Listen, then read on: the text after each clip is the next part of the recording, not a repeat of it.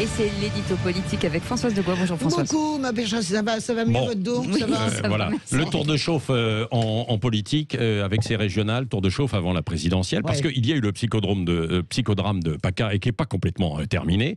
On se demande si on va pas voir la même chose au nord, cette fois-ci, après le sud, on monte au nord, dans les Hauts-de-France. Marine Le Pen a créé la surprise en étant candidate alors au départemental, simplement à Hénin-Beaumont, et puis Éric Dupond-Moretti, qui pourrait être lui aussi catapulté sur place là-bas pour La République En Marche. C'est pas encore officiel, mais enfin bon, à quoi joue Emmanuel Macron Je là vais vous le dire, les amis, c'est très simple. Emmanuel Macron, il veut être l'homme le plus riche du cimetière. En 2017, c'était le cimetière socialiste, ça a parfaitement marché. En 2022, c'est le cimetière de la droite.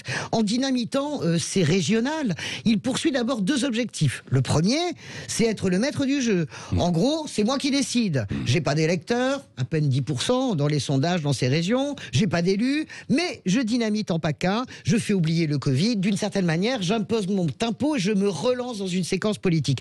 Le deuxième objectif, c'est faire admettre, surtout à l'électorat de droite, que la vraie droite, c'est qui ? C'est lui, qu'il n'y a qu'un seul candidat possible à droite. C'est lui, en démontrant qu'entre Marine Le Pen et lui, il n'y a personne, à part un champ de ruines. Oui, mais est-ce que ce n'est pas un jeu un peu dangereux ? C'est très dangereux, d'abord parce que c'est assez raté pour PACA. Les Républicains ont résisté, ils ont refusé de mourir dans le silence. Exit Sophie Cluzel, la ministre, exit les parlementaires. En gros, il ne devrait y avoir sur la liste de Renaud Muselier que des seconds couteaux. Échec aussi d'Emmanuel Macron, car il espérait vraiment une opération boule de neige. Cela dit, vous avez vu, il a récupéré quand même Hubert Falco, qui quitte les Républicains. Oui, déjà. Christian Estrosi va suivre, mais Oui. ça reste cantonné au Baron du Sud. C'est pas une surprise que Falco rejoigne la République En Marche, ou en tout cas quitte les Républicains. Il n'y a pas d'autre région, aucune autre région n'est tombée. Ils espéraient le centre Val-de-Loire, la Bourgogne-Franche-Comté. Là, les patrons socialistes ont dit niet. Et puis, il y a les Hauts-de-France, Patrick, vous le disiez. Alors là, c'est la présidentielle avant la présidentielle. Ah bah oui. Emmanuel Macron veut catapulter Éric Dupond-Moretti. Je rappelle qu'il est né à Maubeuge, mais je pense qu'il n'a pas vu un clair de lune à Maubeuge depuis longtemps.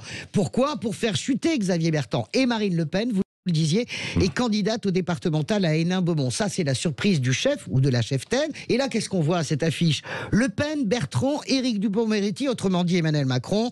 N'en jetez plus, la cour est pleine. Mais Macron joue, de mon point de vue, avec les allumettes.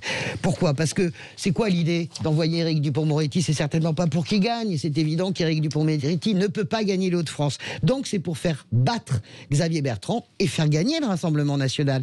Semer la zizanie en Provence-Alpes-Côte d'Azur, c'est aussi avantager Marine Le Pen et son candidat Thierry Mariani. Donc, laisser gagner le Rassemblement national dans deux régions, ce que le Rassemblement national n'a jamais réussi à faire depuis le début de son histoire, c'est rendre Marine Le Pen encore plus respectable, encore plus présidentiable. Je vous le dis, à force de vouloir être l'homme le plus riche du cimetière, Emmanuel Macron finira par creuser sa propre tombe. Oui.